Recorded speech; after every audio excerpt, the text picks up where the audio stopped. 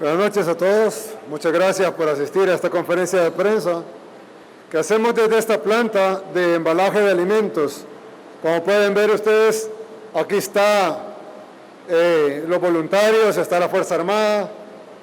Hay voluntarios y Fuerza Armada armando los paquetes, despachando los paquetes. Se están distribuyendo estos paquetes alimenticios por todo nuestro país. Hemos iniciado en los municipios más pobres, los más vulnerables. Hemos ido a las islas, a los lugares más recónditos donde probablemente nunca había llegado ayuda del gobierno, ahora está llegando. Y vamos a llegar a todo el país. Vamos a llegar incluso a todos lados, a la zona metropolitana, a las urbes.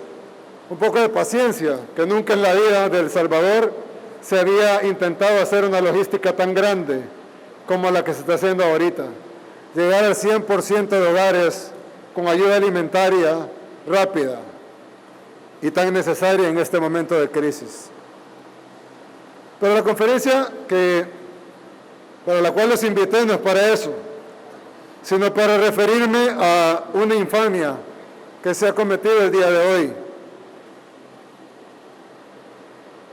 Todos los presidentes de El Salvador, todos, Cristiani, Calderón Sol, Francisco Flores, Tony Saca, Mauricio Funes, Sánchez Serén, todos los presidentes de El Salvador siempre habían tenido la facultad de declarar el estado de emergencia cuando, valga la redundancia, hubiese una emergencia.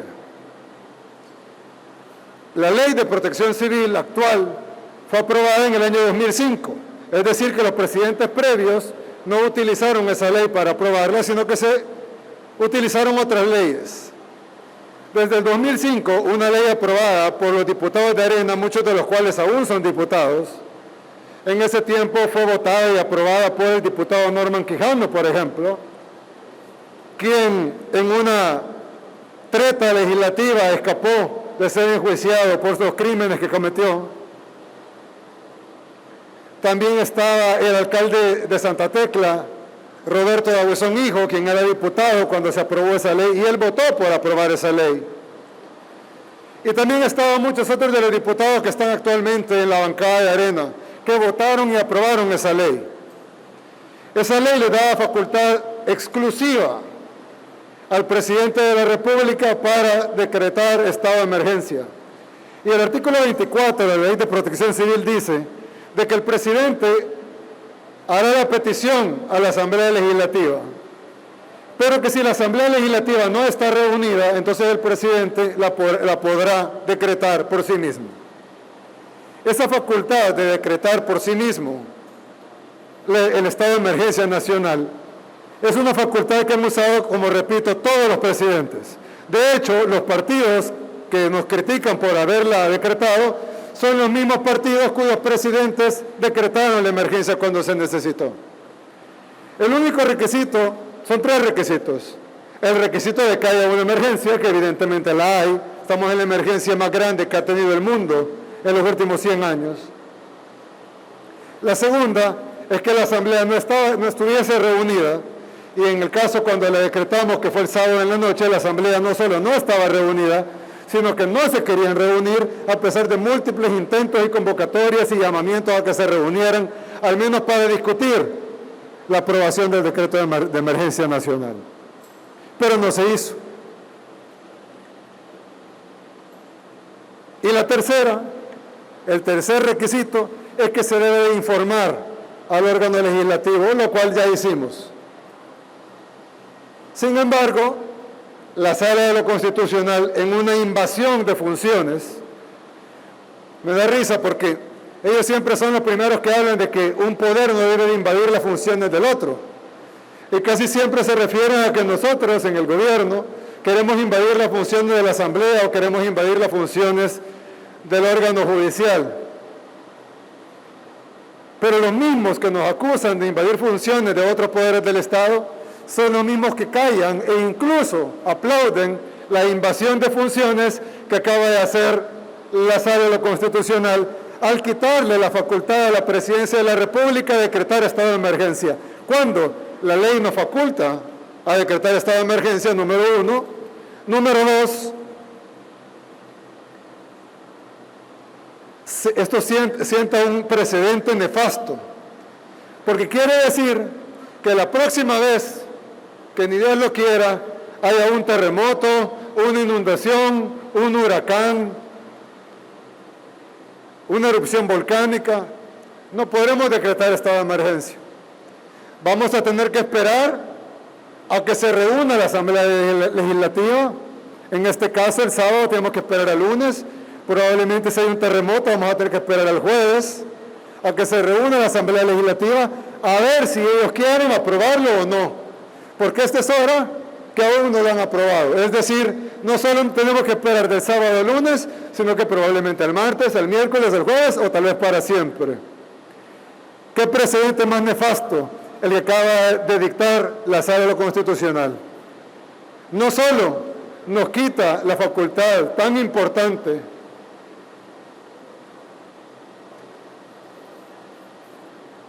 me voy a quitar esto para que se oiga mejor, aunque no es tan recomendable.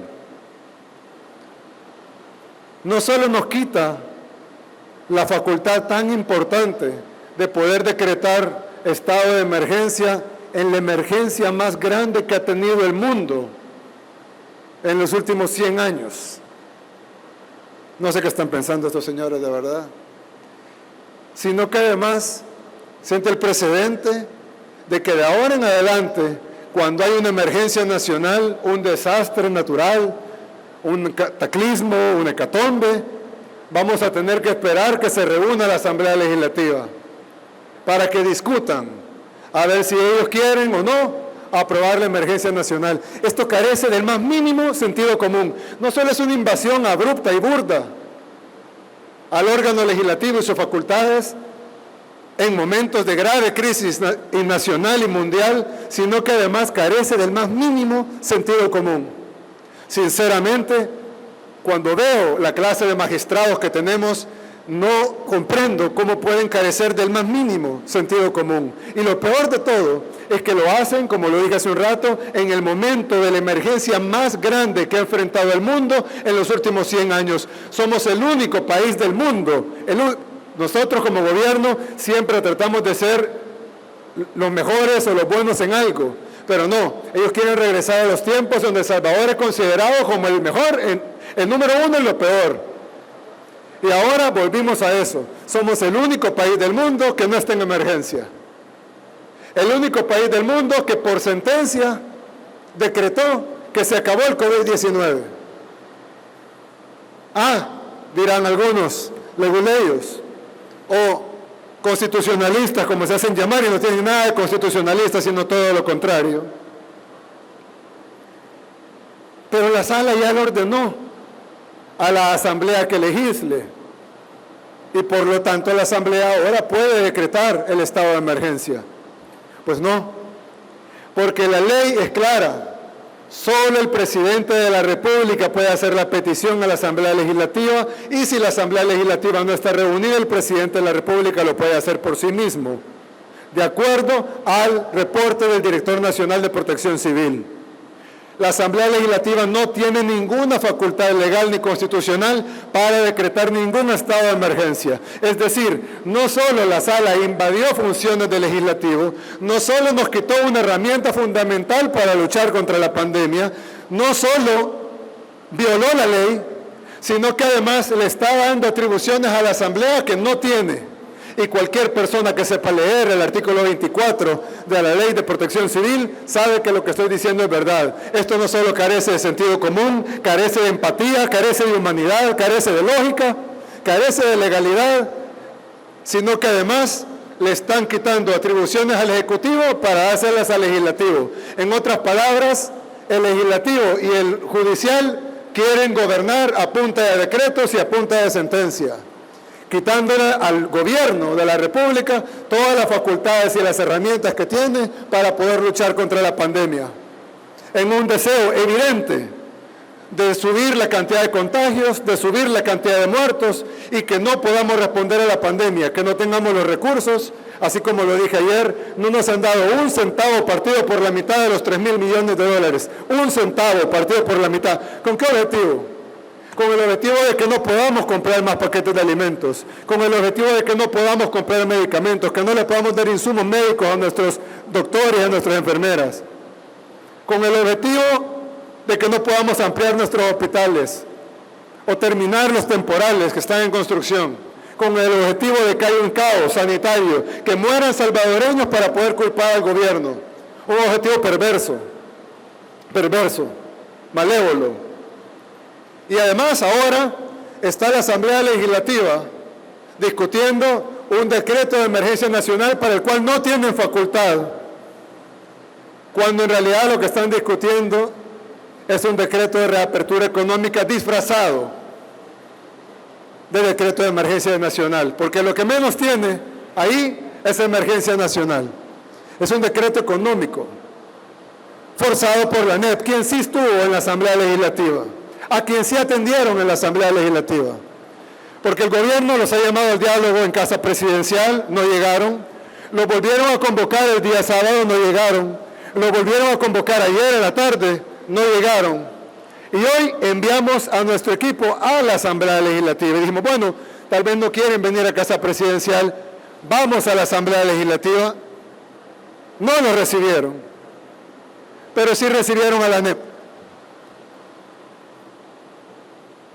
Pues bien, el día de ayer nosotros dijimos en cadena nacional a todo el pueblo salvadoreño que quiso escucharla, de que independientemente de todo lo que hicieran, con el objetivo de que mueran salvadoreños, porque no tendría otro objetivo hacer algo tan absurdo, burdo, ridículo y carente de lógica y de sentido común, sentando un precedente nefasto para el futuro además. Pero ayer dijimos en cadena que íbamos a ocupar todas las herramientas legales y todo lo que pudiéramos, y si nos dejan con solo la ropa que andamos puesto, pues con esta misma ropa vamos a salir a defender al pueblo salvadoreño y a proteger a las familias salvadoreñas de este virus. Vamos a seguir repartiendo alimentos. Y si se nos acaba el dinero, pues vamos a dejar de hacerle transferencias monetarias a la Asamblea Legislativa, que vean ellos cómo se pagan a los diputados, y nosotros vamos a comprar comida para la población. Vamos a comprar medicinas para nuestros hospitales. Vamos a comprar insumos para nuestros doctores. No vamos a hacer transferencias al órgano judicial. No vamos a hacer transferencias a la sala constitucional. Que vean ellos cómo pagan sus salarios. Nosotros vamos a priorizar. Es nuestro deber como gobierno priorizar. Y vamos a priorizar los medicamentos, los alimentos y los salarios de los que están en primera línea. De nuestros médicos, de nuestro personal de enfermería, de nuestros policías, de nuestros soldados, de nuestra gente que está trabajando arduamente para llevar alimentación, salud y seguridad al pueblo salvadoreño.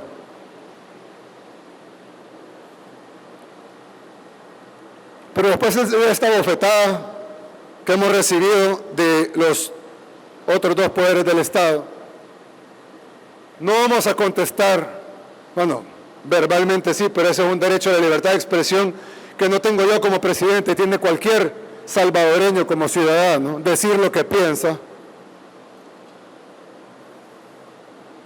Nosotros en la presidencia vamos a salir en búsqueda de una solución. Este día, mientras los diputados se reunían con la ANEP, nosotros nos reunimos con los empresarios más grandes del país y llegamos a un entendimiento. Un entendimiento que es lo que, con lo poco que nos han dejado, es a lo que logramos llegar. Un punto medio entre lo que quieren unos y lo que queremos otros. Pero algo que sea en pro del país, que sea en beneficio de nuestro país. Y hemos planteado una hoja de ruta en donde se establezca una cuarentena que debería ser aprobada, ya que la Sala Constitucional nos ha despojado prácticamente de todos los poderes que el gobierno tiene, en una clara violación, y ellos serán en su momento procesados por ello probablemente en el futuro, por quienes gobiernen en el futuro. Pero hoy por hoy nos han despojado de las herramientas. Así que esto tendría que ser aprobado por la Asamblea Legislativa, y es una apertura económica a partir del 6 de junio. siempre y cuando esto sea aprobado el jueves en la Asamblea Legislativa y tenga una cuarentena absoluta y estricta previa de 15 días. Es decir, ya está la hoja de ruta, mañana vamos a preparar la iniciativa de ley, se va a enviar a la Asamblea Legislativa, en donde se va a plantear, si se aprueba el jueves, que a partir del siguiente día, o sea, el viernes, iniciar una cuarentena estricta de 15 días, en donde vamos a tratar de lograr bajar la curva de contagios para poder hacer una apertura económica gradual, paulatina, con protección, poco a poco, de acuerdo a estudios que hemos recibido del INCAE y del ESEN. Pero esto deberá contar con algunas premisas. La primera es que debe ser aprobada por la Asamblea Legislativa, ya que nos ha quitado la sala, nos ha quitado el poder. La segunda es que debe de haber una cuarentena estricta, la cual debemos de cumplir todos, para bajar la curva de verdad, no mantenerla ni desacelerarla, bajarla de verdad. Bajar los contagios, que en lugar de tener 100, 70 diarios, tengamos 30, 25, 10, Dios quiera 0.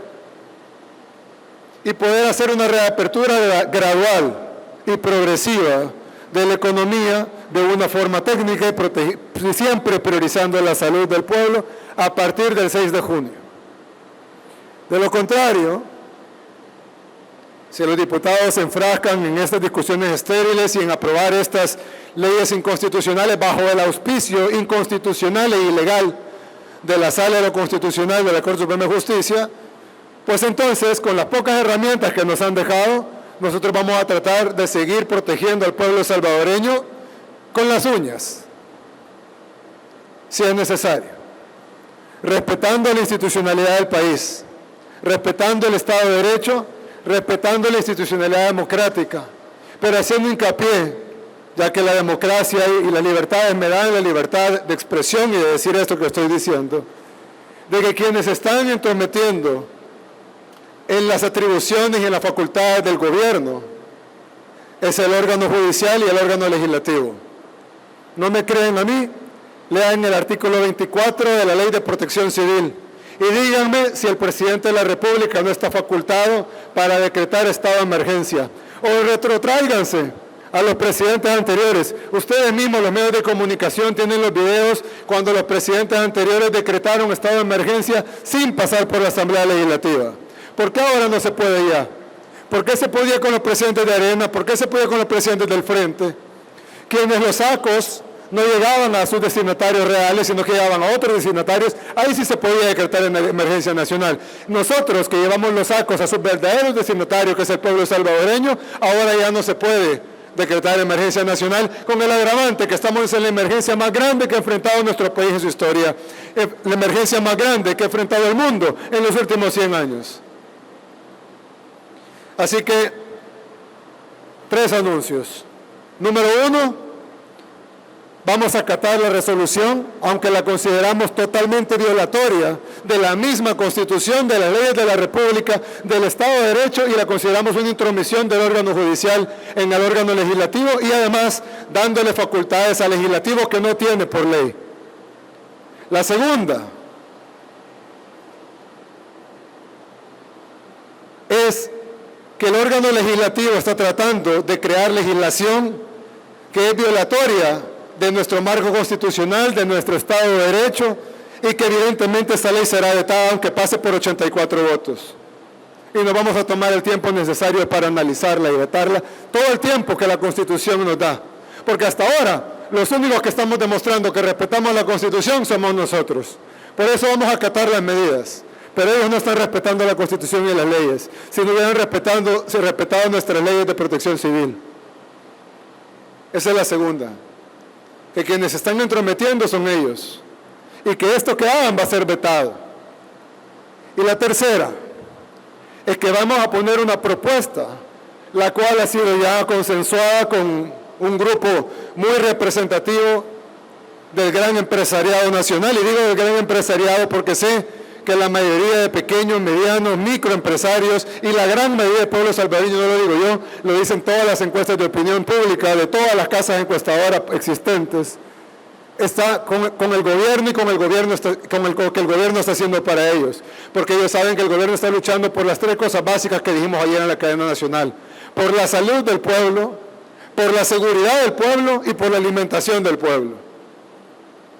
Ahora, puestos en esta posición, vamos a tener que seguir luchando por esas tres cosas, pero desde una posición de debilidad. Una posición sin recursos, porque nos han detenido hasta el último centavo, no hemos podido tocar un centavo partido por la mitad de los 3.000 millones de dólares. Sin herramientas legales, no renovaron el régimen de excepción, no van a renovar la ley de cuarentena, dejaron vencer el estado de emergencia, aprobamos nosotros un estado de emergencia como dice la ley y la sala lo acaba de quitar como una medida cautelar. Así que nos toca luchar con lo que nos queda, con lo poco que nos dejaron. Y vamos a hacerlo así. Así que nosotros le ofrecemos al empresariado nacional, y se lo dijimos hoy, a una parte muy representativa del empresariado nacional, una apertura gradual, de acuerdo a los estudios del INCAE, a partir del 6 de junio, siempre y cuando la Asamblea Legislativa apruebe una ley de cuarentena estricta y completa el jueves, para que surte efectos desde el viernes, que es donde termina la cuarentena actual, hasta 15 días después, es decir, el 5 de junio. Y entonces el 6 de junio podemos pensar, y yo puedo ponerlo con mi firma en el mismo decreto, para empezar una apertura gradual de la economía. Muchas gracias. ¿Una pregunta de la prensa? Pasamos al espacio de preguntas. Iniciamos con Luis Muñoz, de Canal 33. Muy buenas noches, presidente. Estamos en vivo para Teleprensa y también en todas nuestras plataformas digitales. Gracias. La primera pregunta que me gustaría hacerle, presidente, es ¿a qué se refiere con estas medidas más estrictas, a esta cuarentena más estricta? Si nos puede ofrecer algunos detalles, por favor, para que la población también pueda estar un poco sabedora sobre esto. ¿Considera usted que el país está preparado para poder enfrentar un aislamiento, ya que ha sufrido algunos ataques, por decirlo así, u opiniones que se han generado por parte de algunos sectores de derechos humanos? Y lo que te puedo decir es que el derecho humano a la vida y a la salud está por el derecho humano de un empresario a su economía.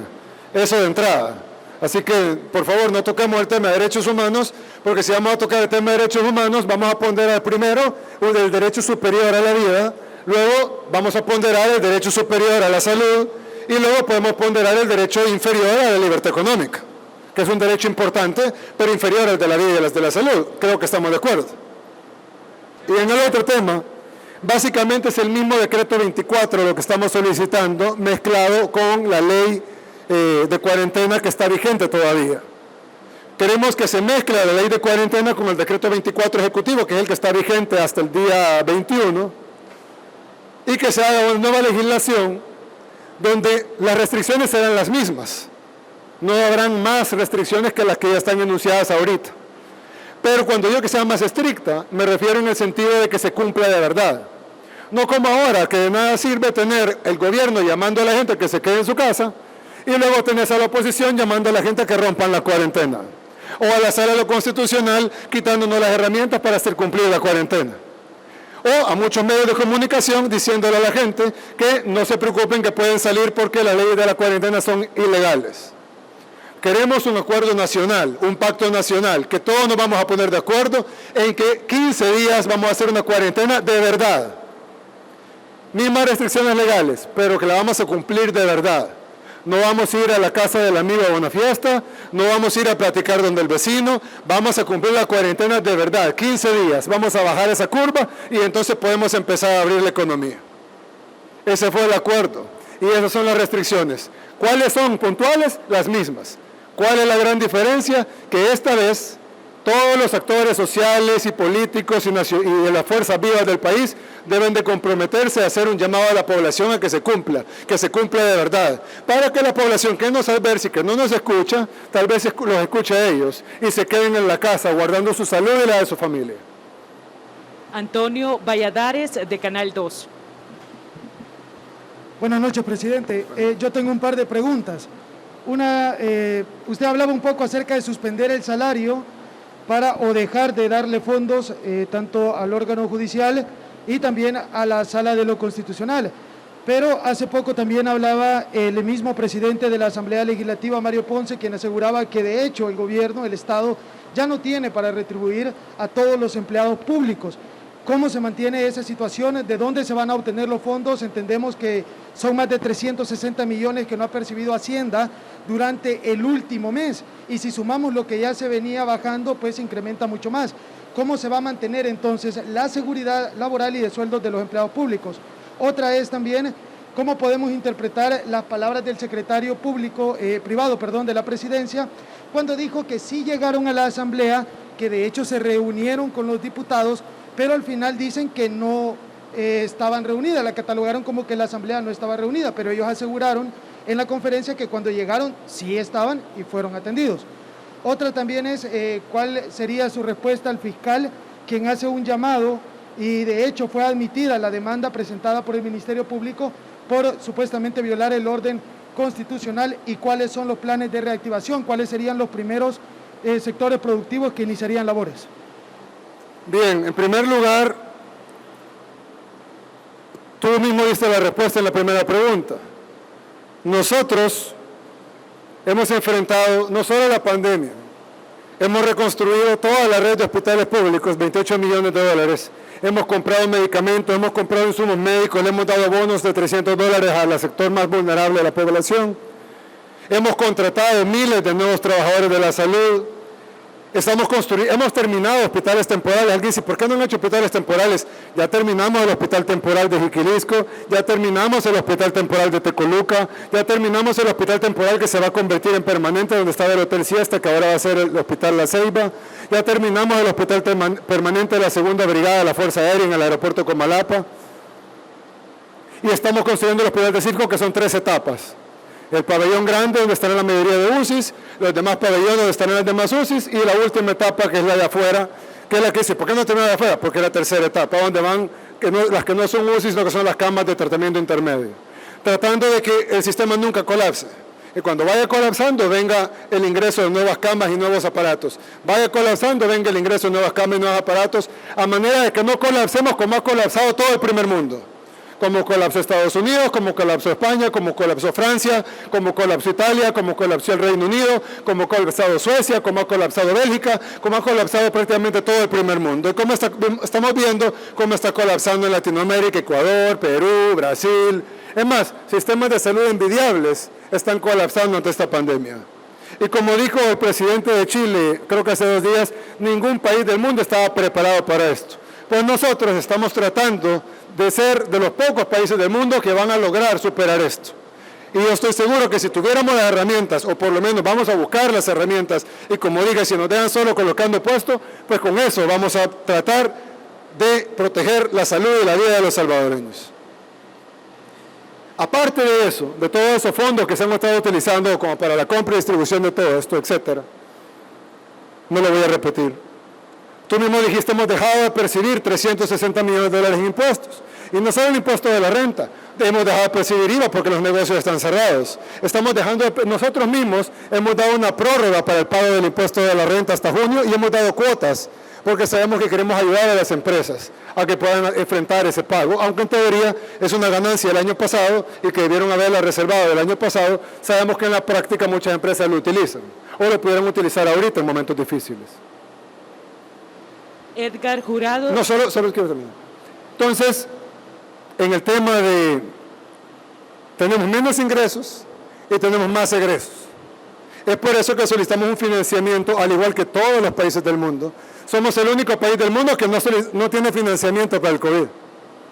Sí, aprobaron 3.000 millones, pero los 3.000 millones no nos han dado un solo centavo partido por la mitad. Y eso es información pública, lo explicó el ministro de Hacienda, lo expliqué ayer en cadena nacional y lo puedo explicar hoy si es necesario. no hemos recibido un centavo. Entonces, ¿qué tiene que hacer el gobierno? Priorizar. ¿Qué es más importante? ¿La compra de medicamentos y de alimentos para la población o el pago del salario para los diputados? Edgar Jurado, de Canal 19.